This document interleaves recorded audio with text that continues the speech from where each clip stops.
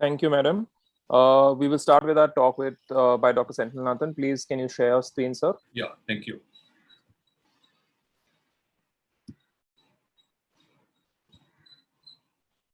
Can you see my screen now? Yes, we can. Yeah, thank you, madam. At the outset, I'd like to thank Dr. Sumit and the Bombay Ophthalmic Association for giving me an opportunity to speak to you all. And today I'm going to speak about tackling canalicular injuries.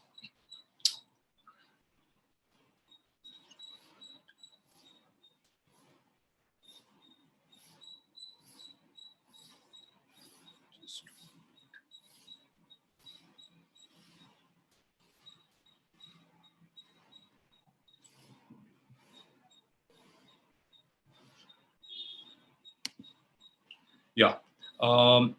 So as we all know, the canalicular injuries can be two types. One is the direct injury to the canaliculus, and the second one is the indirect avulsion type injuries. And coming to the direct injuries, it could be because of fist injuries, road traffic accidents, injuries with sharp objects, and very commonly in our country, we can have the blouse hook injuries, which happens while breastfeeding, and dog bites. Coming to the indirect type injuries, is more common in the elderly following a fall or an injury to the lateral canthus, and it's more of avulsion type injury where the medial canthus is completely avulsed. And this can happen with road traffic accidents, falls, fist fights, and usually these are more distal type injuries where the tear is very medial. And this is basically about the anatomy of the whole canaliculus. As you can see, you have a vertical canaliculus, which is 2 millimeters, and then you have a long horizontal canaliculus, which is 8 millimeters long, which is followed by the common canaliculus.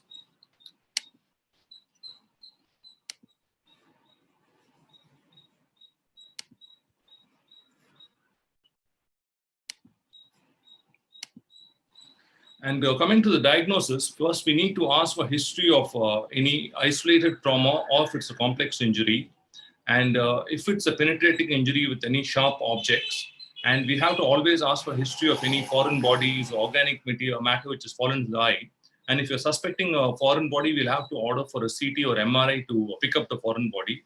And in cases of dog bites, we have to ask for history of a tetanus toxoid injection. And also, we might need to plan for anti-rabies vaccine for the patient. Always ask for history of allergies before you take up the patient. And coming to the examination, first we need to see the general status of the patient and the globe integrity, which is most important. And if it's a complex injury with multiple involvement, then we need to repair the globe first and salvage the vision before we go ahead to repair the canaliculus. If it's an isolated canalicular injury, what we have to do is first we have to examine the eye under high magnification, either with a slit lamp or a loupe, to detect any damage to the canaliculus. Sometimes the damage might be very subtle and you might miss it very easily. If you have any doubt, you have to dilate and probe the canaliculus with a Bowman's probe and see if there's an occult canalicular injury. And one common question is, do we repair monocanalicular injuries? What do we do if it's isolated upper canalicular tear? So if it's a lower lid canalicular tear, try to repair all the tears. If it's isolated small upper canalicular tear, and if the patient is a very young patient, pediatric patient, where you need to do gel anesthesia, then you can observe in certain situations as it might not lead to epiphora. But if it's a bicanalicular tear, always try to repair both the lower and the upper canaliculus whenever you're operating.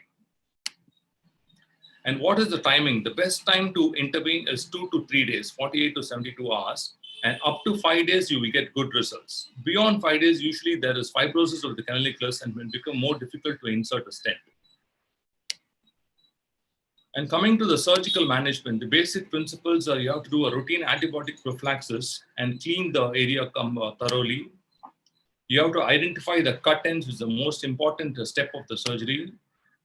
Then we'll have to place the stent of our choice. Then we'll have to do a pericanalicular suturing once you place the stent. And then we have to do a lid margin repair. So identifying the distal cut end of the canaliculus is the single most important step where most of us encounter problems.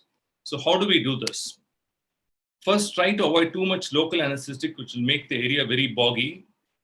Try to give regional blocks and don't inflate the whole area with anesthetic. And you'll have to carefully look out for the white pearly cut end of the canalicles within the pink orbicularis tissue. This is the single most important step. And you can also apply a few drops of topical phenylephrine to blanch the remaining tissue so that you can identify the white cut end. Always use a microscope with high magnification to make your life easy. If you have any difficulty, another technique is you can inject air through the intact canalicles, upper canalicles, in case of lower lid tear. And after compressing the sac, and you just put a pool of water in that area and look for bubbles which come out through the cut end. And this is called the Morrison's technique. You can also inject fluorescent stained viscoelastic to the intact canalicles and see it coming through the cut end. Very rarely you can use a pigtail probe, which I don't have much experience with, because you can damage the intact canalicles if you're not very careful. Choice of stents, you have the monocanaliclar stents, which is the mini Monoca, the Oro stent, and also you can use a 24 gauge IV cannula if you don't have access to the ready-made monocanaliclar stents. And this is a mini Monoca stent, which is a monocanalicular stent. And this is an excellent option in our country, which is the Oro stent, which is as good as the mini Monoca, if not better, and very economical as well. You can see the stent has got three parts. It's got a head, and it's got a collar, and it's got a long stem. And this is how it sits in the punctum once the surgery is done. And you can also use a 24 gauge Venflon cannula if you don't have access. And Dr. Grover has demonstrated some beautiful his original techniques regarding use of this cannula. And you can always refer to that. And this is also a very good technique.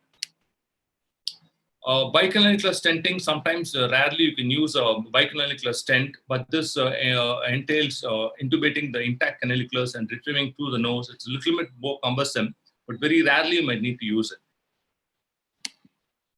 And coming to the surgical video,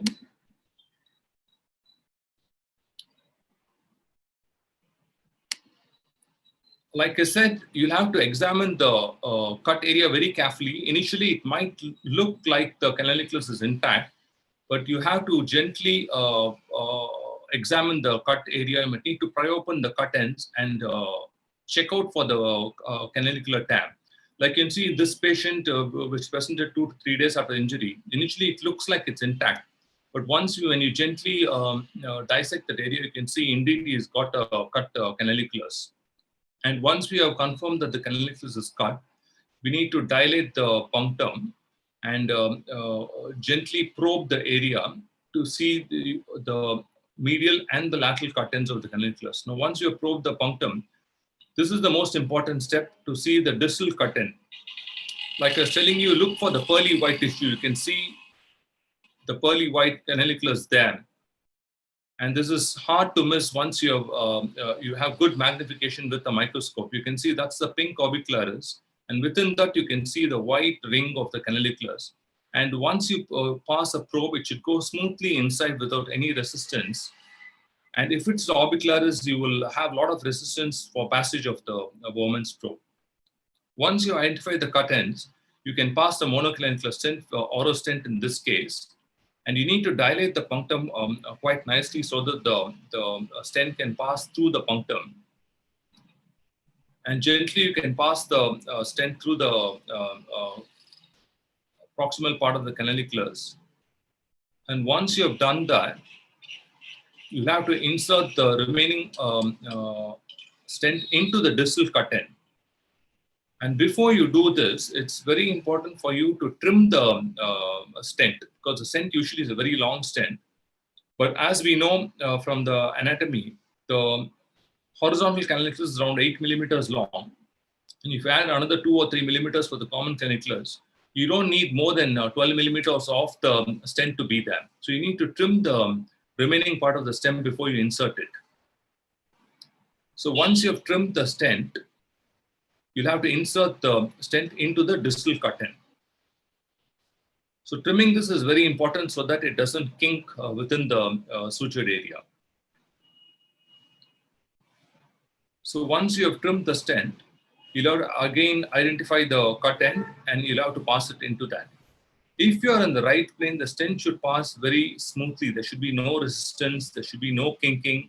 and there should be smooth passage of the canaliculus, of the stent into the canaliculus. And like you can see in this video, it's passing very smoothly. It is resting right into the canaliculus, and that shows you're on the right plane. And once you have done that, the next step is pericanalicular suturing, for which you can use 7 or 80 Vicryl. So once the stent is in place, you can see the cut ends of the canaliculus, the medial and the lateral cut ends, and you can see the stent is in a good position in the punctum. Then you use 70 Vicryl and take 2 or 3 pericanalicular bites to oppose the cut ends.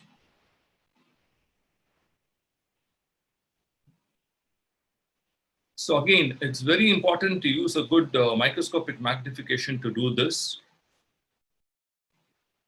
And once you take bites of the cut ends of the canaliculus, you will see there's very good approximation. So you can place 2 to 3 bites so that the cut ends come together. After which you can proceed to suture the orbicularis.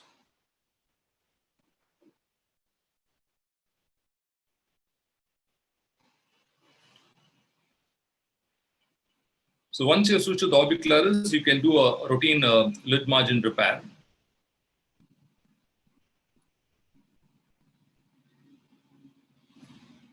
And that's how it looks at the end of the surgery. You can see the stent is well placed.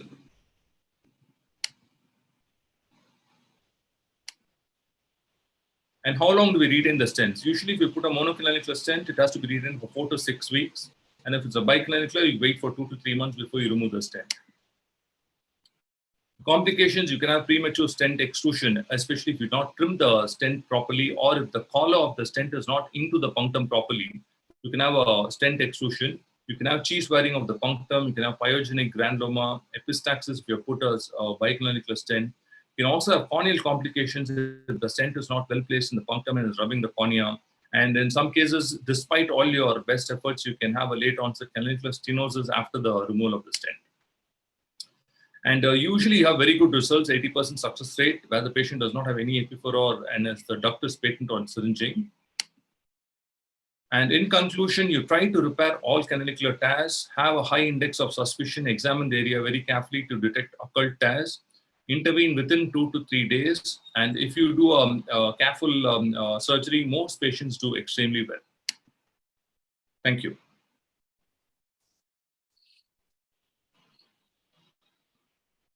Thank you, sir, for that wonderful talk.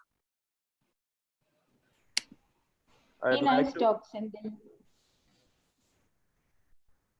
Hello? Yes, madam, Very we can hear nice you. talk, Sendil. Thank you, madam. Thank you. 2 to 3 months, you said bicanalicular stent removal. Is this from your personal experience? I would like to know. No, madam, I never put a bicanalicular stent in a canalicular tear.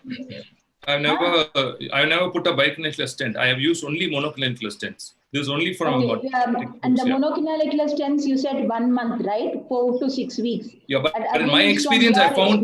Right? No. In my experience, I found you don't actually need to keep it for 1 month also. If you keep it for at least 2 weeks, that's more than enough. You don't need to retain it for 4 weeks. Actually, this is all what is given in the papers and textbooks. But in my experience, I see if it's there for 2 weeks, it's more than enough. You can remove it after 2 or 3 weeks. So as long as you have done a very meticulous repair and you feel that the healing is good. And with the stent in place, have you ever attempted syringing? Not the monocanalicular, bicanalicular. Have you attempted syringing? No, madam. I've not attempted syringing.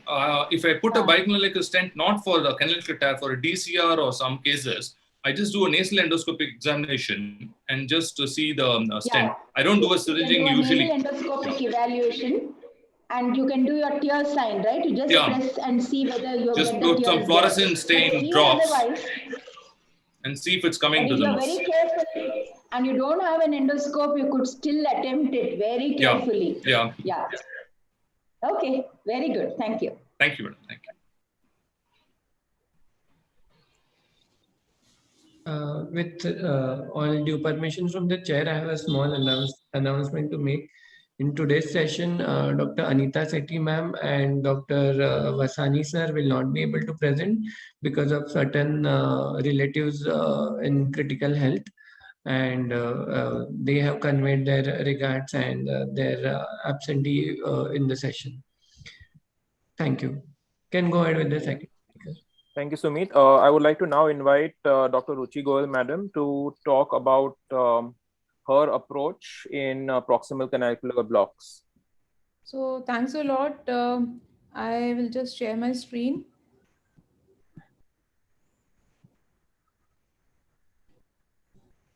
So is it visible now? No, ma'am, not yet. Not yet? Okay.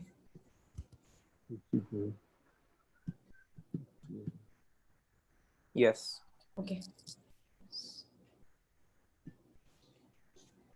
So I think we are all in Delhi, we are all in a state of shock. Lots of our relatives have already, lost their lives. But I think, yes, we really need to get deviated from what we are preoccupied the entire day nowadays. So I shall be speaking on my way of managing the proximal and mid-canalicular obstruction. And I think we would all agree that unlike, the nasal lacrimal duct obstruction, where we are very confident and when the patient walks in, we tell, yes, you're going to be fine and you're going to walk out absolutely with success over 100%. So here we have, like, depending on where the obstruction is, you are always like, you can always say that, yeah, we may need to do another intervention, and more so for proximal blocks, because it has been, hypothesized that maybe the change in the angle of the canaliculus may be the cause of difficulty in giving very good in therapeutic intervention results. So let us start my presentation.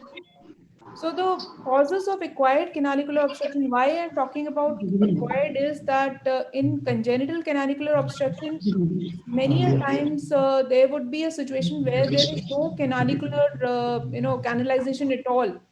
So there the options are very much limited to maybe conjunctival DCR in many of the cases. But acquired canalicular obstructions, which may be post-inflammatory, traumatic, post-drug, iatrogenic, and systemic disease, and many a times idiopathic also, there would be some part of canaliculus which may still be patent. You can possibly utilize this part of canaliculus. And if we go by the classification, can you mute the other people? There's a lot of disturbance at the back. Okay. So if you go by the anatomical classification, this is the classification by Dr. Javed Ali, let's call him the father of lacrimal surgery. And I also like to follow this, and anything. Start in 3 seconds. It's very disturbing to have somebody talking all the time. Dr. Das's microphone is on. Maybe you can put it off. So the proximal up to 3 millimeter of punctum is classified as the proximal, and then the mid level. So for till the mid level, it's usually very difficult. For distal, the canalicular DCR works pretty much well, and people have reported very good results. So these are the management strategies which are being practiced by the different lacrimal surgeons, and the canalicular trephination with intubation. I think all of us mostly follow this to begin with, and when it fails, maybe, and we can give, some people would like to give another trial, but when it fails, then we have to resort to other maneuvers. And others are, of course, these are the different techniques which different authors have cited. Now, there is also a reference of retrograde intubation with dacrocystorhinostomy with many articles, but there are not very large studies except for one or two studies where they have used this with success rates over 70% they have reported. And of course, CDCR happens to be the gold standard in all these blocks. Now, initially when the patient comes, one has to differentiate whether it's a stenosis or a block per se, because stenosis has a good success when you treat, and it usually tends to open up. But then once the obstruction is, if there's a lot of fibrosis and the obstruction is not opening and you need to do a trephination, then maybe after you remove the tube, there is a chance that it may again go back to closure. So this is the technique which I've been talking about, and of course there are more reports of the study being this technique being used, and I'll just show you how we did the cases. And it's a routine DCR surgery incision that is being practiced. The only difference is one has to be careful when you open up the sac. I like to open it vertically so that you can identify the canaliculus internal ostium. So this is the internal ostium. After that, it was the same Bowman's probe which we use. We bent it at about 80 to 90 degree, and we pass it in the reverse direction. Mind you, the canaliculus near the punctum, it is quite superficial, so we have to be very gentle in passing in. As soon as it exits at the conjunctival end, you make a small nick and you create a pseudopunctum. Now, similar thing is repeated in the lower tract also, and then the intubation is performed. And in rest of the procedure is more or less similar to what you do in a DCR with intubation. The only difference that I did was that I like to suture the pseudopunctum, the opening with the adjacent conjunctiva. So that it's something like when you do a lateral cantholysis and you go back and suture. So it did work well. Of course, it was just, I thought that people have done it without it also. So this is the last bit of suturing. I use 8-0 Vicryl for this, and just to keep the pseudopunctum in open up. So I intubated for about 6 weeks, and these are the patients. We have done some study also, which is actually under peer review, so I cannot share the results. But if you see this is the original punctum, and this is the pseudopunctum which is created medial to the true punctum. So this is a pseudopunctum. Now we did NTS segment OCT of these pseudopuncta, and they were, again the morphology of these pseudopuncta. It is, we have published in IJO case report. So if anybody is interested, they can go and look. So these are slightly larger in size, and slightly, they have a broader kind of entry vis-a-vis the true punctum. And in our study, like if we found that if we are able to intubate these patients without much intervention, this is extremely important, because the more trauma you are going to cause to the canalicular lining, the more chances are that there would be a fibrosis subsequently. So you have to be very gentle, and if you're able to do it easily, then the success rates were very good. However, we did have a couple of problems with these patients, like conjunctival granuloma occurred in one patient, but otherwise, by and large, these patients did well. Now, the other main surgical procedure, I think most of us follow it, is the conjunctival DCR.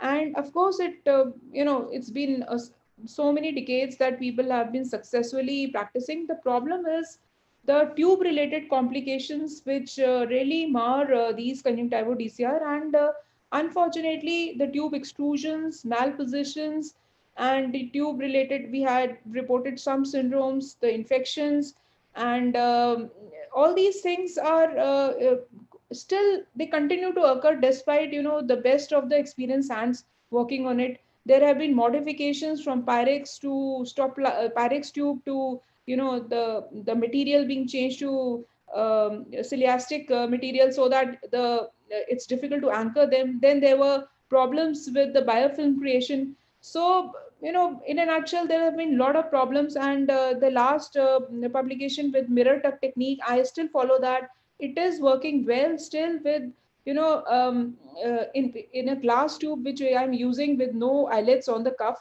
So it does work well. I'll just show you a short video with the external conjunctival DCR. So again, the usual thing, the periosteal flap being created, and the only difference here is that we create a smaller osteotomy. So a smaller osteotomy is done. Why is it not running? It's going so slow. So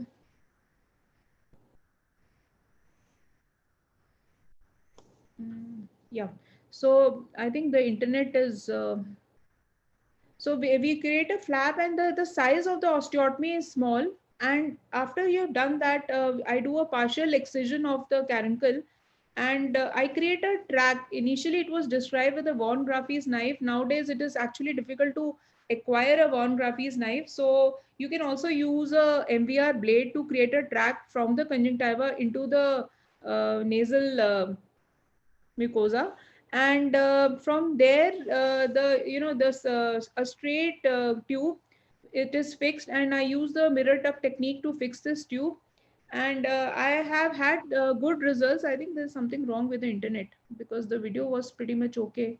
So anyway, this is a cross, the 6-O-proline being used, and network is created on top of it. And after this network, like you put a mirror on a cloth, it's a similar way. The tube is fixed onto the cuff is fixed onto the place. And on table, one must assess that the fluid is draining properly, because if you don't have the fluid draining properly on the table, then basically the reason may be that there is the position of the tube may not be correct. So that has to be assessed on the table. So that is what I do. That is my usual. This is on table only. I put some fluid and check that the fluid is draining well. So initial apprehension of this being the 6-O-proline being very cumbersome, and it may cause irritation. So we did the studies, and we found that the patient tends to tolerate it, and in the long run, you do have very good results with this technique. So to conclude, I have a patient with a canalicular obstruction, which is just 6 millimeter from the true punctum, I would initially check whether using a thinner Bowman's probe, let's say about 00 or 0000, and then I would first assess whether it is a block or it is just a stenosis. If it is just a stenosis, you will just by probing, you can just intubate. If it is an obstruction which is not opening, I would go for trephination, and I would rather use mini Monoka stents. Even I use it, even if it is bilateral, I like to use it for upper and lower both. If that doesn't work and I need to go for a second procedure, before jumping onto CDCR, I would go for DCR with retrograde intubation. And the advantage, as I already said, that it obviates the need for the lacrimal bypass tube insertion, and of course the related complications. If this fails on table, or if there is a failure at a later stage when you feel that this is not going to work, you can always go for a CDCR. So I keep CDCR as a later resort only in patients where there has been, suppose there is a road traffic accident and there is extensive canalicular damage. In those cases, I would directly go for CDCR. So thank you so much.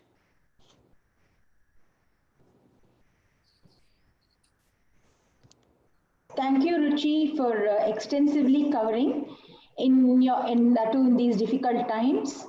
Totally empathize with each and every one of us, and especially you.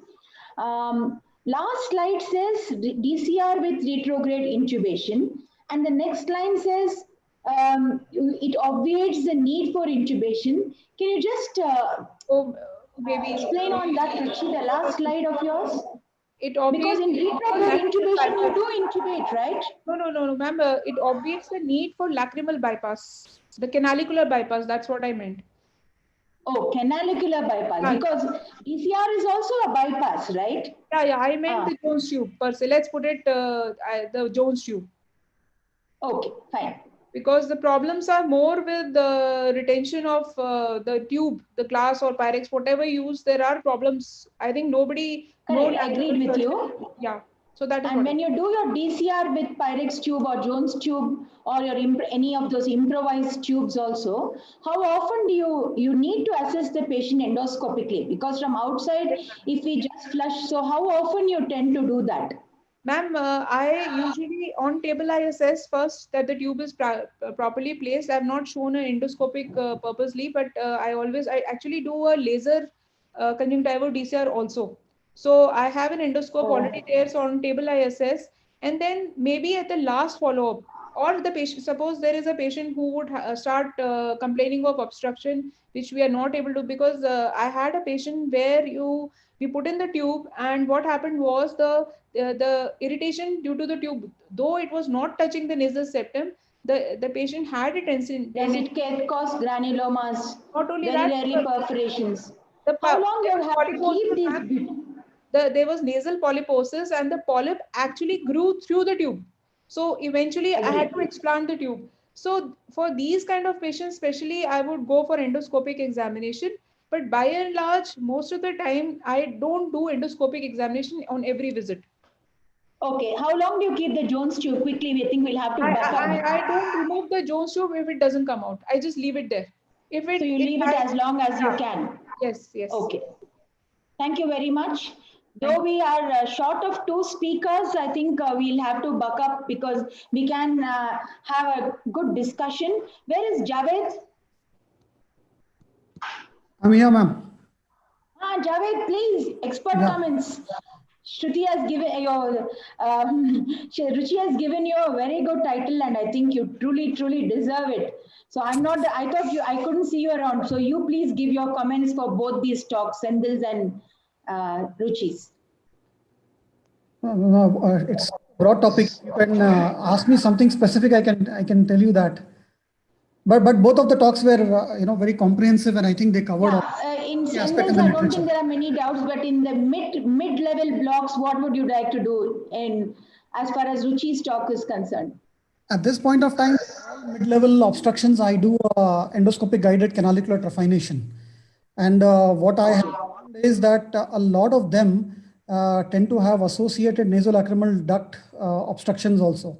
And quite a bit of them, even if there's no obstruction, there is a good amount of stenosis. So what I've done is all those mid-level obstructions, I combine it with a DCR and I do a trephination so that at one go, we give a very good chance for the lacrimal drainage to be salvaged. But after you trephine, then you leave in the stent, right? Bicanalicular stent. Yes. Okay.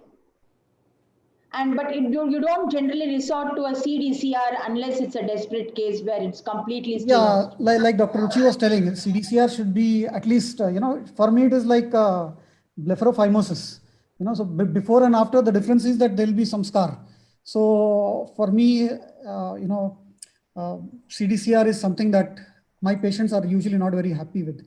So I would like to resort keep it. As a last resort. Thank you, Javed. I think you please take over the discussion for the next few talks. We'll go to the next talk. I'd like to invite Dr. Rahul Deshpande, sir, to give his talk on tackling the external DCR. Good afternoon, everyone. I'd like to thankful to Lahane sir, Ragini madam, Santosh Vanawar sir, and mainly Sumit Lahane for arranging this conference and taking all the talks in a very precise manner. Now today's talk is about the tackling re-DCR, or after doing a DCR, when we would like to do a re-DCR surgery. So we'll be discussing in today's talk. The first external DCR was done in 1940 by Toti. That was for relief of lacrimal obstruction. DCR is the commonest oculoplastic surgery performed. These are the common indications of DCR: is the congenital nasolacrimal duct obstruction, primary acquired nasolacrimal duct obstruction, and secondary acquired nasolacrimal duct obstruction. Then these are the photographs showing the external versus the endoscopic DCR. In the external DCR, the merits are the success rate is 90 to 95%. Less equipments are required. At a low cost, it can be done. Merits of the endonasal DCR, again, success rates are good, 85 to 90%. No cutaneous scarring, less bleeding. Time of the surgery, lesser time of the surgery.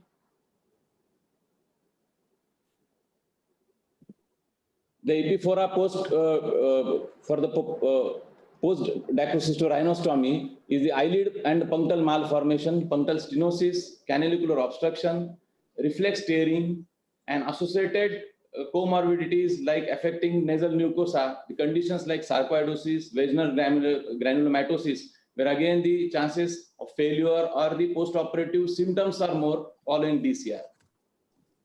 The anatomical failure of the surgical procedure is the inadequate bony osteotomy, misplaced bony osteotomy, incomplete opening of the lacrimal sac, some syndrome, opening into the ethmoid sinus, and impending middle turbinate, adhesions in the nasal cavity, mucosal fibrosis across the ostium causing stenosis and closure.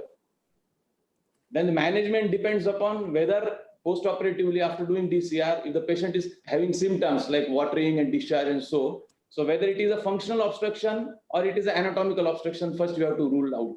So we have to be very specific about it. Otherwise, in all cases where there is a watering or discharge, you should not subject the patient for re-DCR.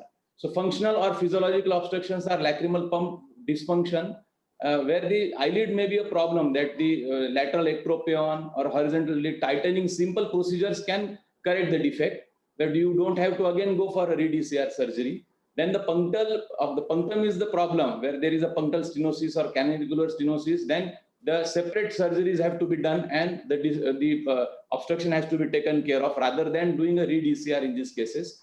Now, whenever there is an anatomical obstruction, the revision of the surgery or the re-DCR should be considered. So this slide is very important. One has to definitely see which type of surgery is required when patient had undergone a DCR and comes with the symptoms. Then the OPD evaluation is done for the lacrimal apparatus, like the eyelid position is very important. Post-operatively see whether that is the cause for the epiphora, then how are the puncta, then the canalicular status by doing probing, syringing, or doing the fluorescent dye disapparent test. Then the nasal endoscopy is also very important. So if the patient is not having any of the punctum problem or eyelid problem and having symptoms after doing DCR, you have to do an ENT examination. So whether that primary ENT examination was missed in the first setting, where the bony ostium patency, bony mucosa, then the nasal cavity, some adhesions are there, or other nasal pathologies which must have been missed in the first setting. So all this has to be taken care of before doing subjecting the patient for the second re-DCR. Then in certain cases where again, in order to diagnose the SUM syndrome or drainage into the ethmoid, a CT scan is to be done, and one has to have a clear-cut guidelines that what the problem has occurred after doing a primary DCR. Now, if you consider now you want to do a re-DCR in the cases where you the eyelid problems and other functional problems have been ruled out, then the appropriate size and the site of the incision you have to mark. The incision preferably you have to take on the same incision site to avoid the scarring and other problems. Cosmetically also that wound has to be better in second surgery. Careful dissection has to be made.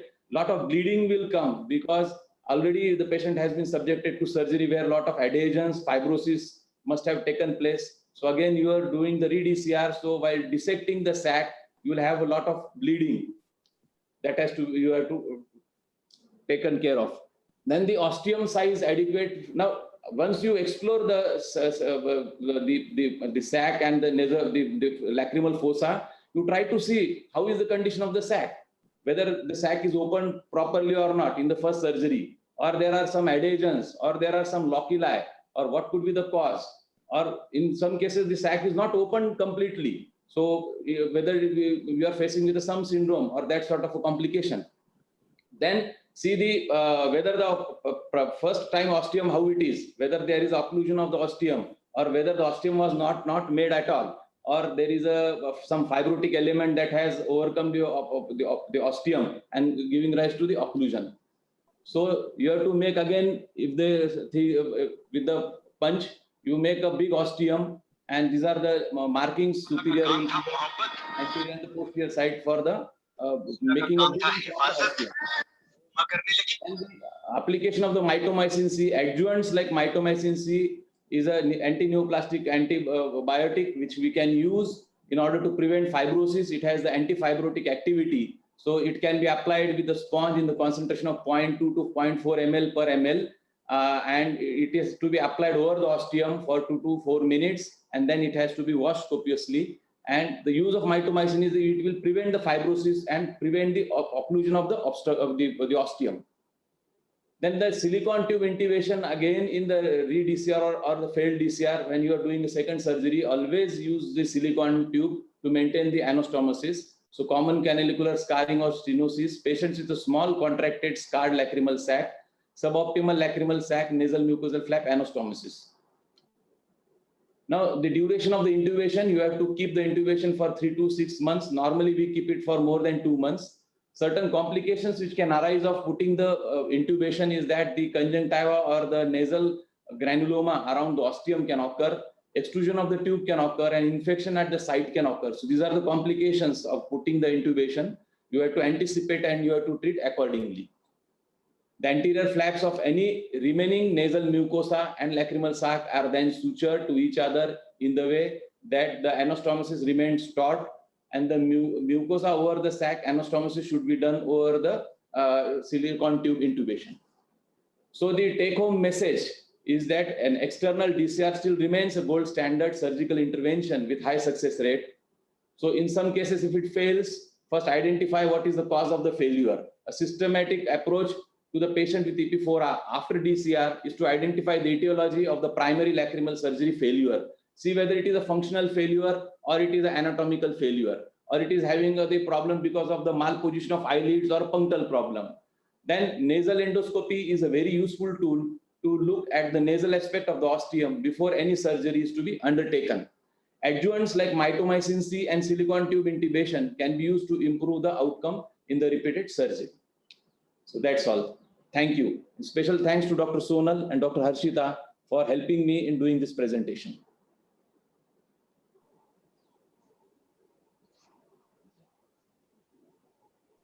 Thank you, Rahul, for a very nice presentation. Nicely covered. Let's ask Javed for his expert comments. For a re-DCR. Yeah, thank you. So Javed, what is, before that, I'll just ask you, what's the percentage of endo versus external you do?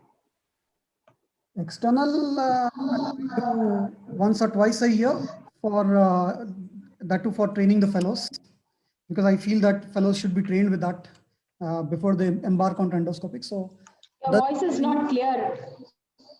Sorry. Is it clear now? It's breaking. That's. Am I audible now?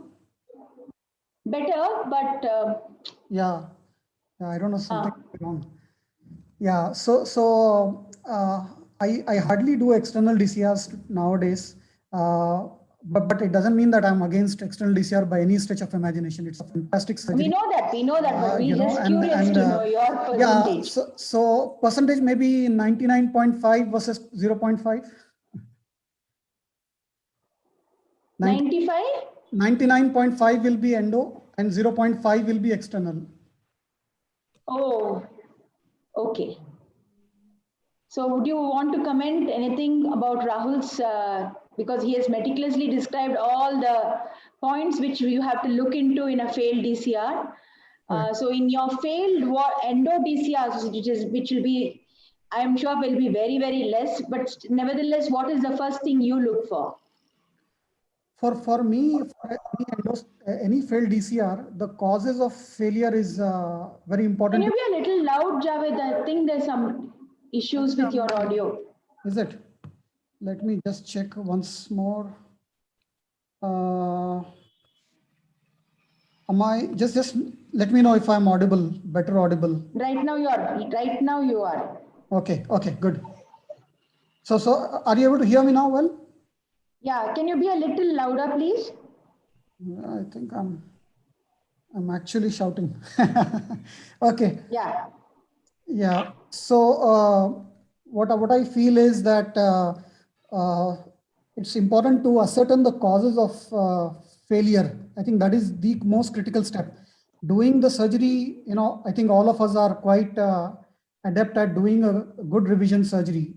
But the problem that happens is where we miss the causes of endoscopy, because it's almost 100%. Like you said 99.5. So what is your number one cause, if at all you have your failure? For me, the number one cause, if at all I have failure, is a cicatricial closure, complete cicatricial closure of the ostium. That is the common cause for me. The other causes. Roughly, what's the percentage, may I ask you? If on an average, like in a year, I usually have at least 4 or 5 failures. And out of those 4 or 5 failures, I would say 3 are cicatricial closure. And the remaining are usually stenosed osteums. Okay, do you believe in a routine ENT evaluation before any form of DCR surgery? I think if you are not confident about endoscopy, then I think it's a good idea to get an opinion.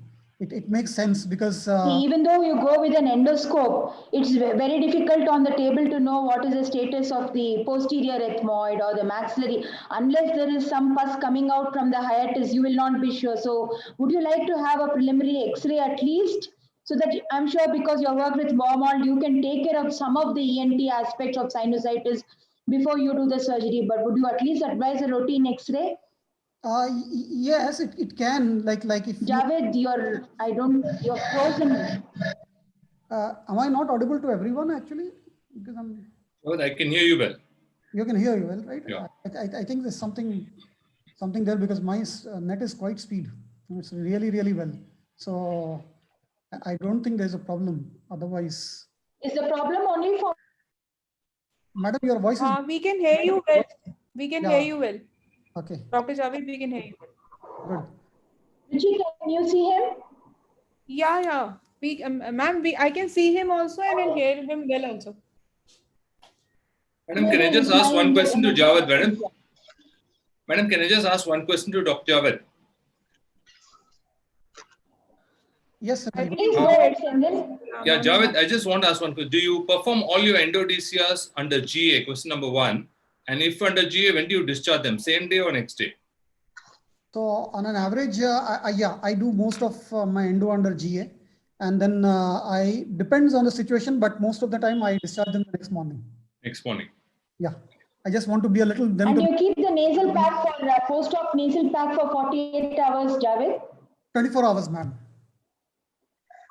24 hours. Yes. And the earlier question which I asked you, ENT evaluation, that is a routine X-ray, do you get it done before the I usually don't get a routine X-ray, madam, but if there is any suspicion that you have a suspicion about, say, sinusitis or any other nasal issue, then it makes sense to go ahead and get that done. Okay. Thank you so much. Thank you, ma'am. We'll move on to the next talk. I think it's Javed's. So our next talk is by Dr. Jayanta Kumar Das. And so we'll be talking on canalicular membrane, the hidden culprit for poor outcome in DCR. Thank you. Yeah. Am I audible? Yeah. Hello? Yes, sir. Okay, fine. So I just choose according to my previous speaker, they explained this and every point. So my idea was to choose those points because that canalicular membrane, the hidden culprit, it may be one of the hidden culprit. I label it as a hidden because in most of the time that membrane may rupture.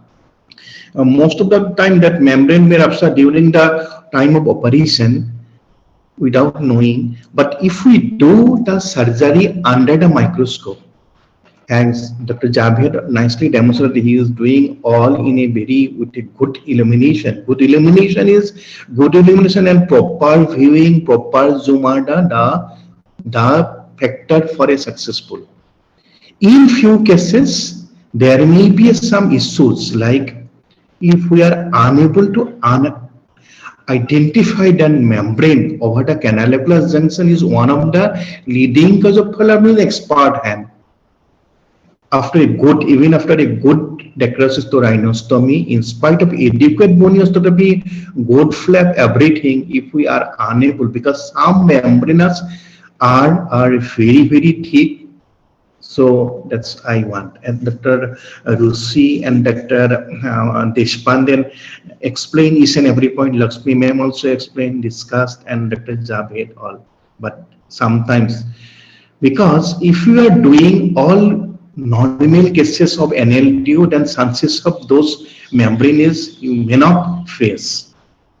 But those surgeons are doing in a, because as due to the COVID era and due to the some poor systemic group, there may be a multiple attack or cellulitis in most of the cases. In such cases, chances of membrane is very, very high. Next slide, please. In routine preoperative assessment with syringing, of course, and diagnostic probing, if it is healed, but in sometimes in subacute cases, and there may be repeated attack in such cases, of course, the choice is endoscopic. I am not talking about that, which are the cases for endoscopic, which are the not by external. As Dr. Javed already told, he is 99.5% is endoscopic, but in our hand it is reverse. In our case, endoscopic is less, and the maximum we are doing to external because of the some financial and other purposes. The most of the time, clear fluid regurgitation is the one of the cause. Then we can think if it is a recently clear fluid regurgitated, so we may think, but the last step is the diagnostic probing to assess the membranous obstruction. Next slide, please. In all cases, it may be whatever that history paper, there may be a cellulitis, how many times, and what are the preoperative pictures and histories, periocular, lead tracheal assessment, and endoscopic examination for even for external also. I recommend endoscopic examination for each and every patient, at least. Radiological examination in selected cases, as Lakshmi ma'am says, to rule out the sinusitis and some other cases, and even in case of some we unable to do a endoscope, then at least we can go for a X-ray along with that ENT consent. Syringing, of course, and diagnostic probing, the other steps. Next slide, please. I am just this is our tools for diagnostic. Very, very easy. We need a one plain forceps, punctum dilator, probe, and a small plastic ruler. No need for any dacrylocystography or any other things. Previous slide, please. Yes. Most of the time we can assess. If there is a soft stop at around 10, Ruchi Goel already mentioned that she is talking about them mainly for a proximal cations.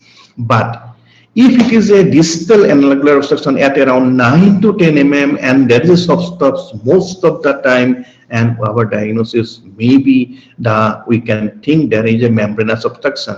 Sometimes it is very, very easy and it is ruptured most of the time with the probing. But if we not properly remove, like a PR surgeons, they are doing in a macular hole surgery, others they are doing a ILM peeling, like that we can remove. Moment we remove that, our success rates are in a difficult case also is almost equal to the normal external DCI. So what is the management protocol actually? Next slide, please. In that management, I want to explain few points. After, it is like a standard. If we are doing of course, that once there is a membrane, Javed can tell all those points properly. Previous slide, please. If there is a membrane, next. Yeah, please. Okay.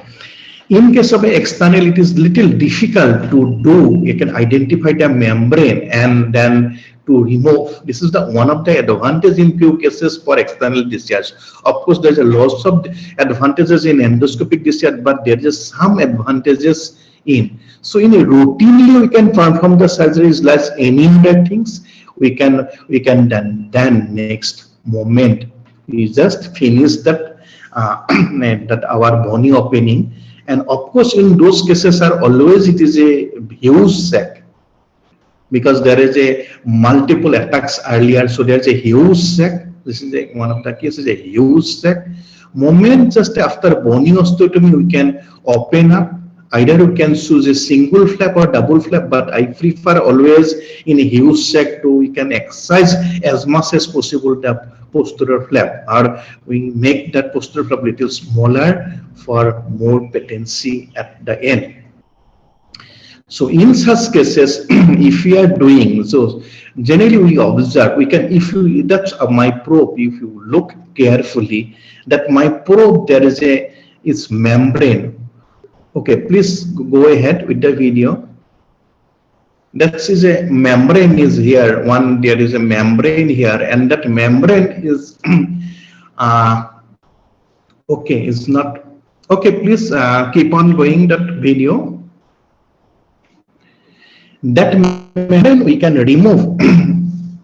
Yes. Yeah, there is some. Okay, you can just share the slide, please. Hello. If there is some issues on the videos, you can just share the slide, please.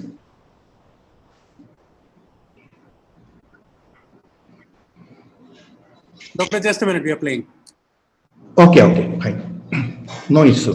So that membrane we can, and that we just we can identify membrane. First step is to identify membrane with the probe. If we introduce the probe, then there is a membrane which is just from the inner lining, it's maybe separated, and then that from that surgeons are doing in macular hole surgery, the same thing we are doing. So we just remove with the preferably I use a titanium forceps. I generally use a titanium forceps. Please play. Fast forward, please. Hello. Yeah. From the mid section. Yeah. I'm sorry for the inconvenience. There are some issues. Okay. No issue. No issue. Okay. So. Jayanta, if I may ask you now itself, do you think this membrane is a scar? Doctor, should I start playing the video? Piece of scar tissue?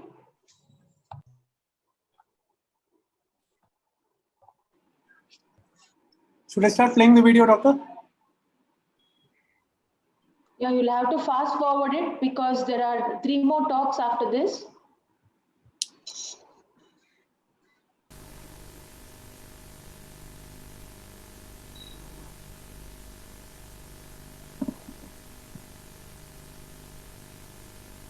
Either you can take it to the last part of this. This has already been shown.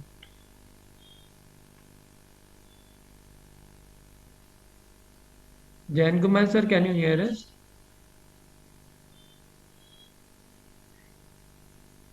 So I think we've lost Sir's connection. Yeah, we lost his connection. Ma'am, can we go ahead and come back in the end to his presentation if possible? Okay, he's back. So you need to unmute yourself, Dr. Jayanta Kumar Das, please. Okay, plus. Yes. So then, moment we remove that membrane, am I audible right now? Yes, sir. Hello? Yes, okay, sir, fine. Yes, Yes, sir. Sorry for that. Yeah. So, moment we remove the membrane, then the 2 options in our hand, then as my previous speaker nicely mentioned, so Dr. Deshpande. So, in such cases, if we can go for a silastic intubation, or in some cases we can go for a mitomycin C also. My results are not as equal as Dr. Deshpande nicely mentioned that in okay, you can go to the slide, please, bros. Okay, next slide, please.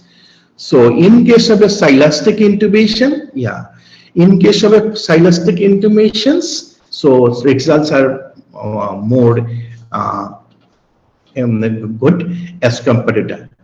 So what it is actually common, as already Javed and lots of other our peoples are mentioned, that those are the common factors generally in describing the books. So there's a problem with the fashioning of the small bony ostium, incomplete opening of the lacrimal sac, poor inspection of the lacrimal orifice, and failure of the Schusser flaps. So that's the third point is very crucial, poor inspection of lacrimal orifice. So if we are not able to see the properly the architecture and the proper anatomy of that, and you can think and can suspect some membranes are very thin and it may be ruptured during probing. So in such cases also, or if it is a very fibrous band, then fibrosis is there membrane, then we may think it is a distal canalicular obstruction. But it is not exactly, pathology is not exactly on the canaliculus, it is in the sac canalicular junction. A membranous block of distal canaliculus may compromise the outcome of this year. It was published in 2004 initially, and then lots of issues. Fibrous condition of the firm adherence of this thin membrane to the sac mucosa due to the chronic infection, especially after lots of subacute attack, or there may be an attack, there definite history of acute attack. With possible pathological mechanism for this condensation, we have found history of cellulitis in more than 95 of the patients, who is probably the underlying cause of membrane formation in our series. Next please. Though the role of, okay, previous please. Though the in the role of silicon is ruled out, that there is no such advantages in normal standard discharge. Yes, I agree. But next slide please. Next slide please. Next slide please. Okay, in my hand or in my study, that if we use with a proper membrane removal also, if we use the silastic intubation, success is at almost 95%. But if only mitomycin C, so there may be some again reformation of membrane, or in a due course of time inflammation may persist for long, probably another cause. So in my hand it is less than almost approximately 85%. Next slide please. So here there is some view, we can go for a silastic intubation in the slit lamp view. This is the endoscopic view at the end of 3 weeks. Next slide please. Yeah, so this is the comparison of my results. So I just compare with in membranes in 19 a long study, but here with a silastic definitely the failures are less, but in mitomycin more cases are failed. So it is in percentage wise it is significant, but it is a less number of cases, so it is not so significant, but still I prefer intubation in such cases. Next slide please. Jayanta, next please. Yes, so my take home message for distal canalicular membranous obstruction, it is an anatomic obstruction. It is not exactly, as I already mentioned, it is not exactly in the canalicular, it is in the junction. Silastic intubation following proper membranotomy made success rate as equal as conventional external DCI. Thank you, madam. Much, Jayanta, for meticulously covering this. Except for this video glitch, I think it was very well done, and you explained about this membrane. The organizers want us to go with the next talk and have discussions later if we have time. So we'll go. Okay, ma'am. Talk. Thank you, Javed. Please go ahead. Yeah.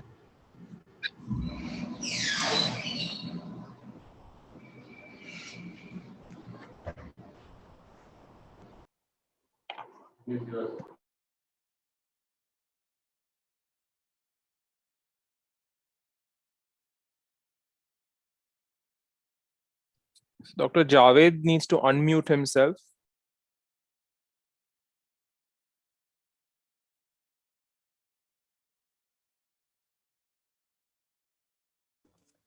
Yeah. So thank you, everyone. Thank you, Dr. Lakshmi, Sumit, and BOA for giving me this opportunity to be speaking on this topic. Since the time is only 8 minutes, I'll just give you a brief overview without actually going into a lot of technical aspects of coronary angioplasty catheters. These are my financial disclosures. So the current BDCP catheters that were being used are, either Optocath or Lacricath, which comes in 2 and 3 millimeter variants. These are examples of that, and they also come with an inflation device, which has a power to inflate things up to 18 atmospheres. And this is an example of a traditional balloon catheter for dacryoplasty in an uninflated and an inflated state. So way back in 2014, we looked at its utility in not only in congenital nasolacrimal duct obstruction, but also for revising failed DCRs in those cases where there is internal ostium stenosis. But why do we need coronary angioplasty catheters? That is the most important question to answer here. So number one is that the traditional dacryoplasty balloons that we use are approximately around $390 at this point at a discounted rate that I get. So approximately I would say around $400, which from our country standards is a little expensive. The second thing with the current dacryoplasty catheters is that there is a restriction of the size and diameter. Like you will only get at 2 millimeter, 3 millimeter, and rarely 5 millimeter. There are restrictions with regards to the type of the catheters. You only get non-compliant with the traditional balloon dacryoplasty catheters, whereas the coronary ones are compliant and also semi-compliant variants. The current ones that we use do not have guide wires as against the coronary ones which have guide wires, and there are advantages of that. And the most important question is, when Bruce Becker developed this, he developed it as 2 millimeter and 3 millimeter variants. But what is the evidence to say that you should use only 2 millimeters or 3 millimeters? So these are not sacrosanct. It does not have any evidence-based approach for using only 2 or 3 millimeters. It's just that Bruce Becker thought that that might be good, so he went ahead and used it. So the advantages of coronary catheters is that you can get any range between 1.5 to 20 millimeters in diameter and at a difference of 1/4 millimeter diameter. So it's like huge range that you can select based on what you need. These are examples of the coronary BDCP. I'll just share probably a 1-minute video if it plays well. Is this video playing? Yes. Yeah, okay. So now if you see this one, the difference as against the traditional ones, you would see that it also comes with a lot of measurements for this specific balloon. And then it comes in a very coiled condensed pack. And the length is usually a meter, obviously because people use it to go through the femoral into the coronary vessels. So that's the reason it's long. But from here, you can see an additional guide wire here. And it's this segment which is important. This segment that you see, this is important for our purpose. And that's an additional guide wire that you have here, through which you can go front and back, right? See, this is the guide wire that's coming. And the orange one that you see actually protects the balloon segment. The pink one that you see is the balloon segment. This is a 2.5 millimeter diameter and a 10 millimeter length balloon. So what I'm doing is I'm retrieving the guide wire to an extent that it just extends a little beyond the balloon segment, the pink segment there you see, right? And that's simple. The other parts are almost same. You have a lure lock mechanisms to use that with the inflation device. And you can now see that that's the inflation device. Now the advantage of, I'll just skip this one now. Yeah. So if you look at Lacricath, Optocath, and a coronary balloon, I just took up one of this company's, Spalno, which is made in Haryana. The reason of using Spalno is that it is comparatively much cheaper than all other variants. So it's only about the cost that I use that one. I have no financial interest in that. So now if you look at these balloons, 2.2 and 3 millimeters, the regular ones, but here look at this variations, right? The lengths are only 13 and 15 millimeters. Look at the length variations that you can get here, right? Other than the guide wire and the rate busted pressures, which are quite high. The rate busted pressures for coronary are around 24 atmospheres. And we use only 8 atmospheres. That means the safety level is up to 3 times even if I go beyond, the balloon is not going to burst, right? And then look at the cost. This is the most important aspect for me. Why I somebody has to mute the mic, I think it's, yeah. So if you look at this cost, right, we have reduced the cost of this procedure by almost 1/4. And I think that's the most important thing. Now, this is just examples of using it in congenital nasolacrimal duct obstructions. We have published its utility in failed DCRs where we do a balloon revisions. Like this is a very typical example of that. And we have also started using these balloons for punctal stenosis. The reason behind that is, well, now with a MONOCA, with a simple dilatation, even without punctoplasty, previously we used to do punctoplasty. Now we don't do punctoplasties because those tissues are very sacrosanct and ideally you should not cut them. So now we went minimally invasive by just simple dilatation and MONOCA. That was also doing very well. But can we avoid stents after all in punctal stenosis? That is where I'm looking at it. So this is an example of, this is just a proof of principle kind of a case where we have dilated, and look at that beautiful dilatation at the end of it. And we have also found that this dilatation for punctal stenosis is also very useful for chemotherapy-induced punctal and canalicular stenosis that you see in these pictures over there. So overall, as of now, they have indications in CNLDO, in revision DCRs, in punctal stenosis and canalicular stenosis. For the punctal and canalicular stenosis, I would advise caution that we are still in an experimental stage.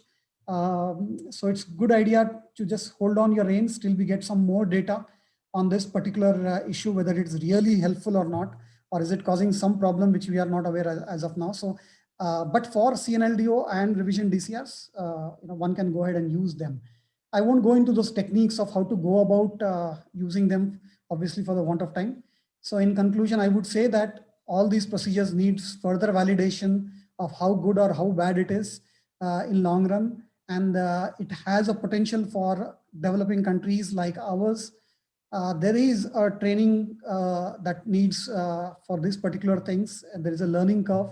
But I think, if anybody wants to learn, I would be more than willing to come to your place and help you learn these techniques. It's something simple and you can learn it easily. Thank you very much. Thank you, Javed, for beautifully illustrating this novel technique. I think that you're doing away with punctoplasty and resorting to this is a very welcome aspect and a novel idea. Thank you. Thank you, ma'am.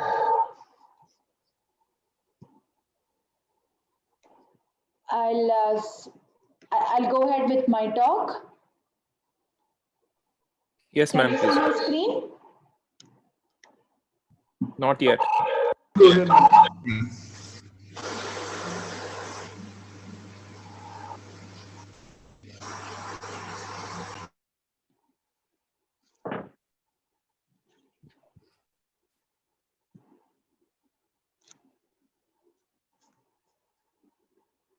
Can you see it now? Yes, ma'am. Okay. So periorbital swelling. I think now we are in the COVID crisis where we are hearing and seeing so many of this mucormycosis. I thought this will be apt, but my talk is mainly not just mucor, but all the other aspects.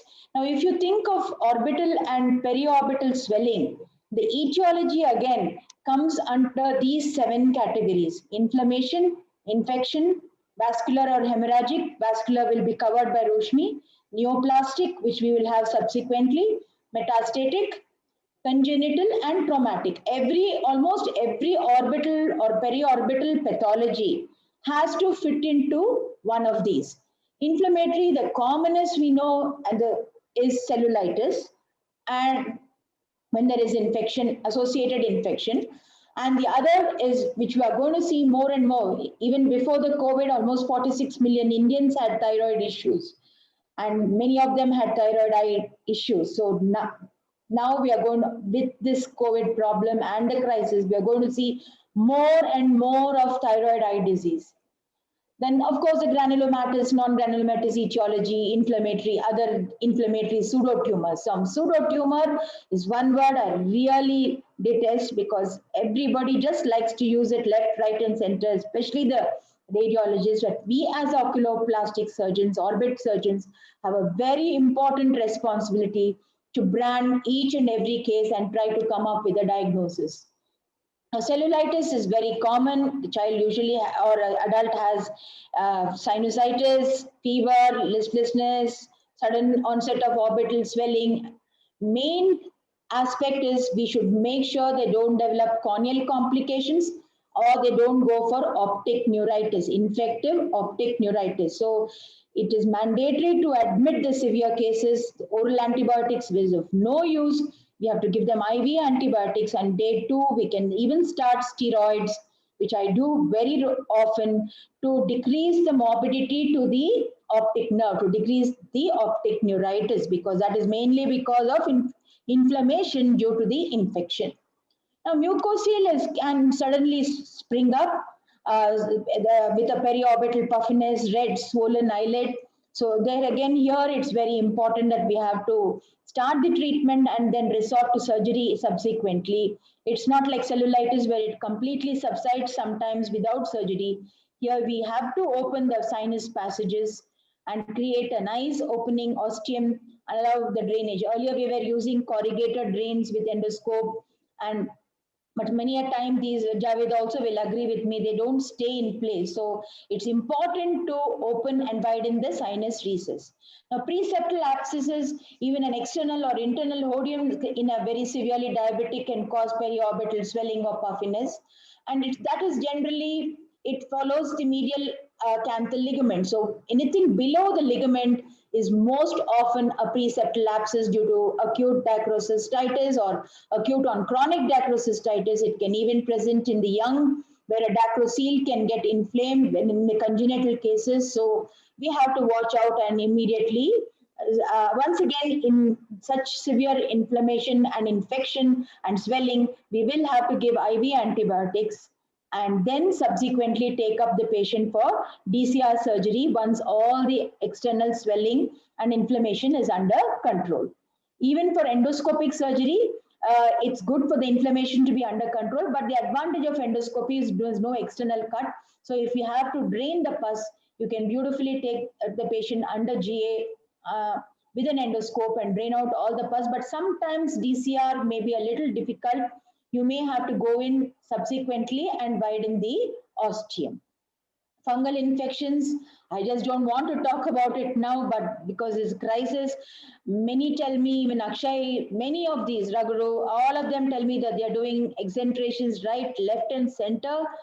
It's really alarming. And after all this subsides, we're just going to be, we don't know how we are going to face the patients with the mutilated faces.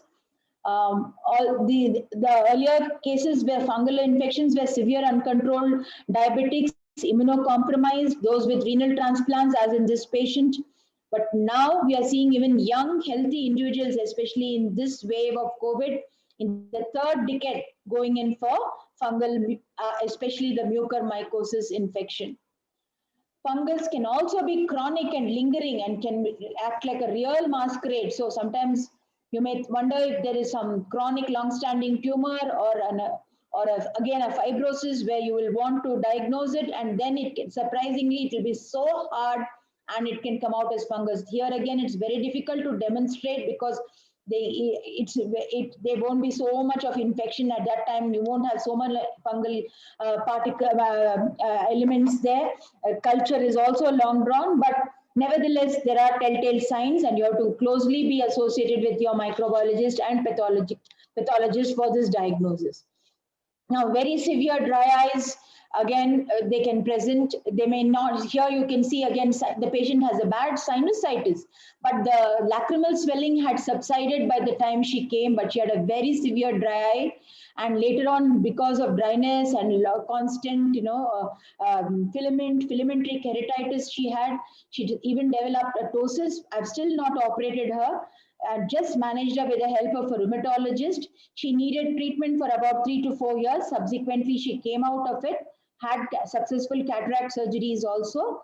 So these are all the long-term sequelae, because we can't jump and put in patients for immunosuppressives and steroids as well, more so in this COVID crisis. Now, sarcoid has telltale diagnosis, ACE levels are raised, there may be lesions in the chest, on chest CT scan or even X-ray, the widened mediastinal area. So you can straight away start on treatment, you don't need a biopsy, and they do respond very well. After viral infections, that is the routine viral infections or sinusitis, you can have a reactive lymphoid hyperplasia where there can be swollen muscles, swollen lacrimal gland. Sometimes it can mimic a lymphoma. So if it is not subsiding with a course of steroid treatment, you will have to take up the patient for a biopsy to rule out a lymphoma. So here in the previous case, it was almost bilateral, lacrimal gland and lateral rectus involved. In this case, it is more or less unilateral, though there is some amount of preseptal puffiness or periorbital puffiness on the left side as well. And you see this, the preseptal inflammation on the scan and the grossly thickened muscles. So you have to differentiate this from thyroid eye disease. It's very important. And they may have swollen neck nodes, cervical lymph nodes, preauricular lymph nodes, axillary lymph nodes. So this again indicates it's a reactive lymphoid hyperplasia, RLH. They do very well with steroids only when they don't respond to the initial course of antibiotics and the later course of antibiotics and steroids. Then we have to take up the patient for a biopsy to rule out a lymphoma. So again, thyroid eye disease now is behaving like a masquerade, I would say. There are so many varied presentations, but then again, you have a specific muscle thickening. Generally, it is bilateral, though we have unilateral disease, but the muscle thickening is generally bilateral, though the proptosis may be more severe on one side. Sinus involvement can be there. In Bangalore, I see a lot of patients when they have an acute bout of sinusitis, their thyroid eye disease, which they may have a very minimal state, will aggravate, and they come with typical proptosis and a swollen eye. TB, again, it was when I was practicing in Chennai for many years, it was quite rampant. But again, orbital tuberculosis luckily is rare, but nowadays I'm seeing it in Bangalore also. So this common things common. So orbital cellulitis, infection, TB. We'll keep all this in mind before we think of the more connective tissue disorders like Sjogren's and the sarcoid, and then before we finally think of a tumor. Okay, so typically you have to do your Manto test. Gene expert is very helpful. It can be a cold abscess. When there is a bone erosion, you start worrying, especially in a child, whether we are having a histiocytosis. We will have to resort. But then the typical abscess, when it comes out on the table, don't wait for only the Ziehl-Neelsen. Of course, you have to do that. And you have to do the culture, but it's very important to do the gene expert. Take the tissues immediately. Within 48 hours, you can get the results and start the treatment. You have to remember that orbital TB may need a little longer treatment. You have to rule out lung infection in these cases. And in this case, it was not a cold abscess. It was more of fibrosis. You can see the displacement of the eyeball, the bone erosion inframedially, which causes the mass to become fibrous and start pushing the eyeball up and out. Typical lung signs. So again, if you loss of appetite, loss of weight, evening rise of temperature. So don't forget all what you studied in MBBS. It's very, very important. We don't have to only have exotic diagnosis and periorbital inflammation. Now in thyroid, as I told you, that's behaving like a masquerade these days. Here there is periorbital inflammation, but you can see, but not much of proptosis at all, but you see the swollen muscles there on the scan. So here it is important to rule out DON, dysthyroid optic neuropathy, and then decide whether you're giving the patient steroids or not, or straight away referring to an endocrinologist, or if they're already seen by an endocrinologist, whether their thyroid condition is under control and they're being treated well. Many of them need block replacement therapy. They may need a combination of hypo and hyper treatment. And in very many Indian patients, I will boldly say that when you give them oral steroids, their eye disease worsens. So please be careful in giving oral steroids. IV steroids, they do much better. And when they are in the hyperthyroid status, they hardly develop these thyroid problems. They have acute inflammation and etc. But when they suddenly become hypo after the treatment when they are undergoing treatment for hypo, that is when they start becoming hypo, that their eye signs worsen. The periorbital inflammation starts. They start experiencing decreased vision, and in worst cases, they have corneal issues. And that was the state in this case. She was hypothyroid to begin with, and then she became hypo. She also had PCOD, associated polycystic ovarian disease, and she had something like a fleeting myositis. It was not that you see the lateral rectus. Next time, the superior oblique was involved. So like that. So that's why I'm telling you thyroid is becoming a masquerade. Tolosa, again, this lingering inflammation now with the COVID crisis, many are asking whether this is Tolahasa and posting it because there is a minimal inflammation only at the apex. The adjacent ethmoid may not show much unless you do a very careful MRI. Adjacent sphenoid may have a little bit of infection, but again, it's mucus. But in Tolosa Hunt, typical, you have the corkscrew dilatation of vessels. You have all those telltale signs, and that is not present now in the COVID issue. It's diagnosed wrongly as Tolosa Hunt. Please remember, it's mucus, and only mucus. IgG4 related inflammation, vaginas, mucolytics are all these fancy diagnoses. Luckily, about 10-15 years back, this IgG4, we started reading more about it. So when you can't diagnose anything, we can, please realize you need the help of a very good pathologist to identify this and start treatment, because if these patients, not just steroids, they may need immunosuppressants as well. Now, this was a case I saw about 2 months back, acute onset of proptosis, just 15 days. Corkscrew dilatation of vessels were also there to mislead, but then it was secondaries to the orbit, and she was having sarcoid for the last 20 years. She has been under immunosuppressants. She has been being treated by a rheumatologist for sarcoidosis. But then this was not looking like sarcoid. It's just a 15-day history in the orbit. It turned out to be a leiomyosarcoma with extensive metastasis and chest metastasis.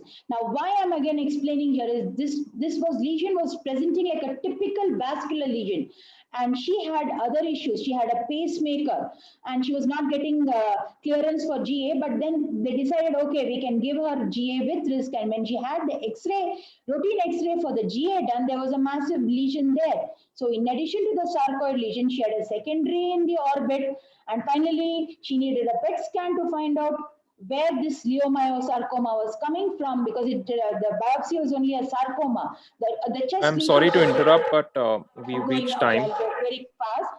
Okay.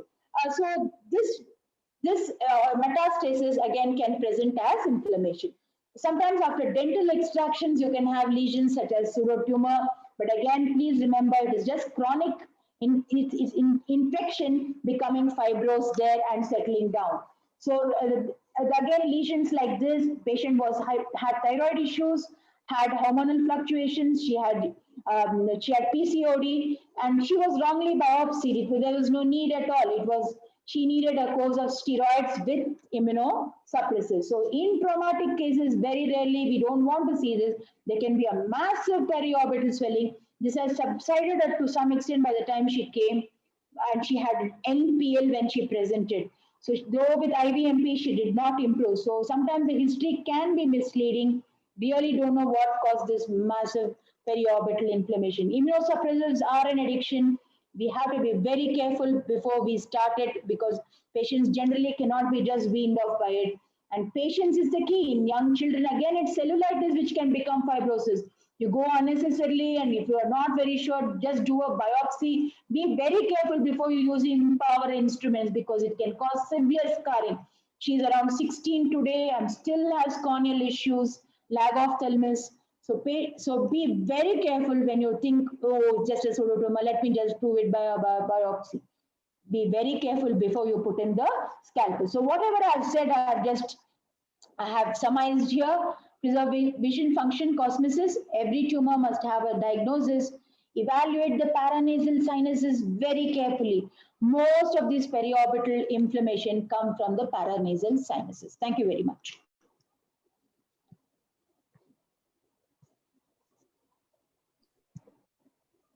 Thank you so much, madam. I'd now request Dr. Roshmi Gupta to please start sharing her screen for the final talk.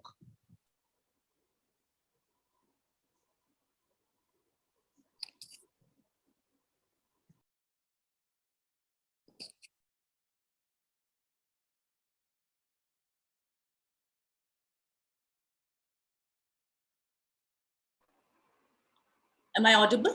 Yes, ma'am. Yeah. Good afternoon, all. I thank the chair and BOA for this opportunity to be with you here today. We'll be talking about the vascular anomalies of the orbit, which is a very complex subject. In fact, the guidelines have been changing from 2002 to 2014. Initially, the first classification was depending on the hemodynamic status, the no flow, venous flow or low flow, and arterial flow, that is high flow lesions. There was also a classification which depended on the location, a superficial one, a deep one, or a combined one. The latest classification, which is the International Society for Study of Vascular Anomalies classification modified, combines all of this. So it combines the flow characteristics along with the tissue of origin. And we'll start off with the vasoproliferative lesions. And among them, the most common benign vasoproliferative lesion is the infantile hemangioma, which is also previously called capillary hemangioma. It's ubiquitous. It's one of the commonest things that happen in children in an oculoplasty clinic. It'll usually present around the 3rd month of life. It starts off then and it reaches its maximum level by 5th or 6th month. And that is when most children present. And now the current standard of care is oral propranolol. But we, of course, have to observe for adverse effects. So we need to give the medication for a prolonged duration, but we also have to make sure that any refractive error and any amblyopia therapy as needed is given. Intralesion steroid injection has also been used, which is usually used in 0.1 ml aliquots, and we give slow injection without excess pressure, and we monitor the central retinal artery. And this is pretty effective, but in Indian skin, it can cause hypopigmentation. Congenital hemangioma has to be differentiated from infantile hemangioma. Congenital hemangioma is present since birth, and it does not respond to propranolol or steroid injections. And you can see a high flow evidence with a lot of contrast enhancement, and the treatment would be surgical. And this is GLOT1 negative, whereas infantile hemangioma is GLOT1 positive. Among vasoproliferative lesions, the acquired benign lesion, the commonest one is a pyogenic granuloma. Conventionally, it has been treated by excision, but now topical timolol maleate for an extended period of time has been seen to be useful. The malignant one would be an angiosarcoma, which has a poor prognosis and would be treated by a combination modality of treatment, exenteration and radiation. The next one that we come to is the lymphatic malformations. They were previously known as lymphangioma and will often present with sudden onset proptosis, sometimes associated with upper respiratory tract infection. They may be microcystic as here or macrocystic. It can be microcystic or macrocystic with fluid levels seen. These are no flow lesions, so they're not going to enhance with contrast. Surgical drainage works very fast. However, now the trend is using bleomycin as sclerosant. You can aspirate the blood and then inject bleomycin.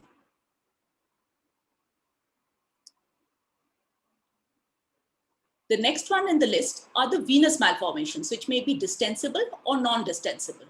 If it's a distensible lesion, a Valsalva maneuver or a dependent head position will show you the lesion. Generally, this does not need treatment. It's asymptomatic, but there may be enophthalmos due to loss of orbital fat.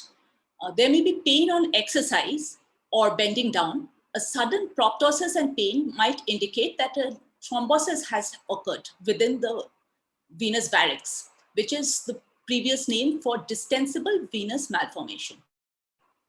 A non-distensible venous malformation, the example is the cavernous venous malformation, earlier called the cavernous hemangioma.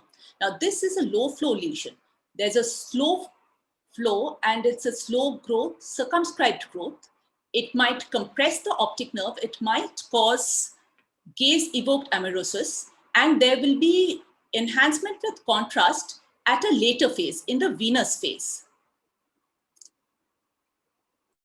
The treatment is surgical and it responds very well to treatment, which can be done through a minimal incision.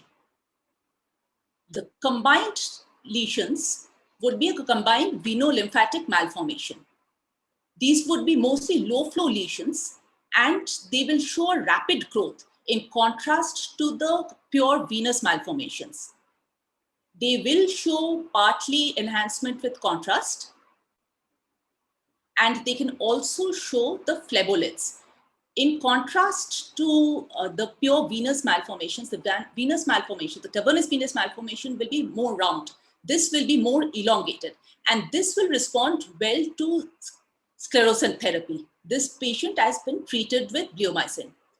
A combination of veno-lymphatic malformation might need combination therapies, such as injecting cyanoacrylate glue and debulking.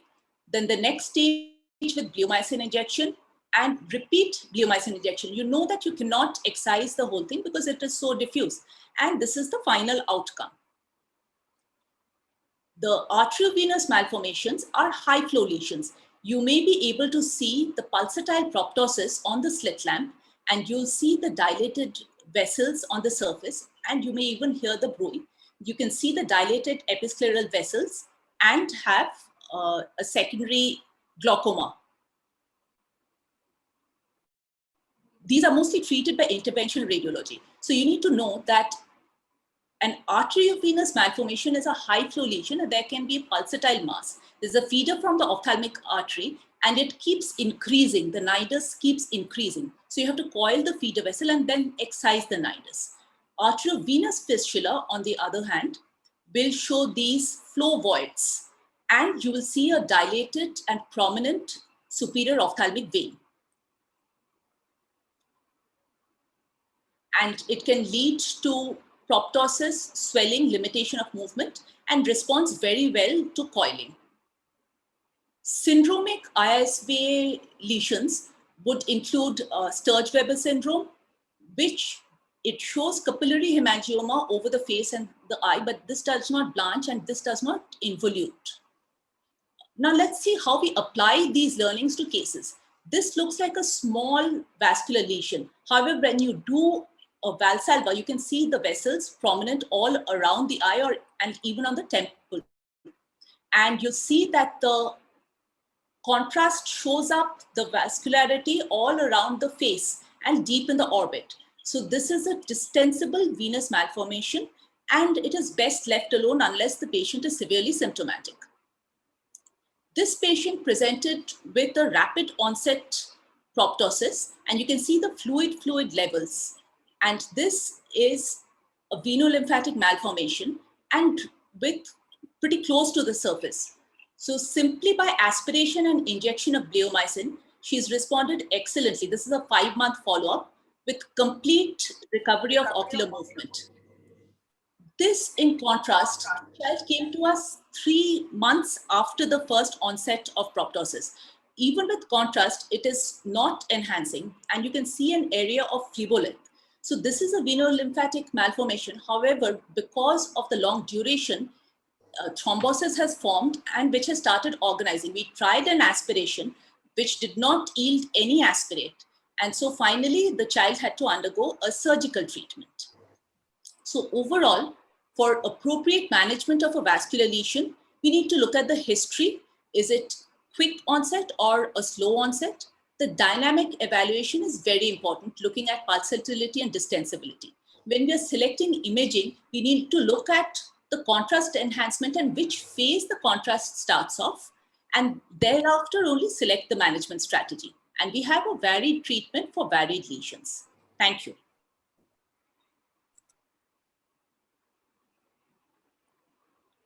Beautiful talk, Roshmi. Wonderful. Thank you.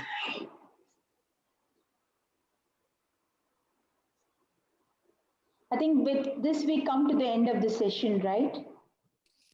Yeah, yes, ma'am. Yes, ma'am. Thank you, Sumit. You have put in a very nice program. Congratulations. Thank you, ma'am. Thank you so much for you being there. Grateful to BOA for this wonderful program and sessions on oculoplasty. Thank you, ma'am. Thank you, all the speakers and the panelists, and Hasnain sir for conducting it very beautifully with a lot of discussion. And I thank all of you on behalf of BOA and MOS organizing committee. And we'll continue after the break, lunch break at 2:15 in the same hall, starting the 4th session of the oculoplasty. Thank you.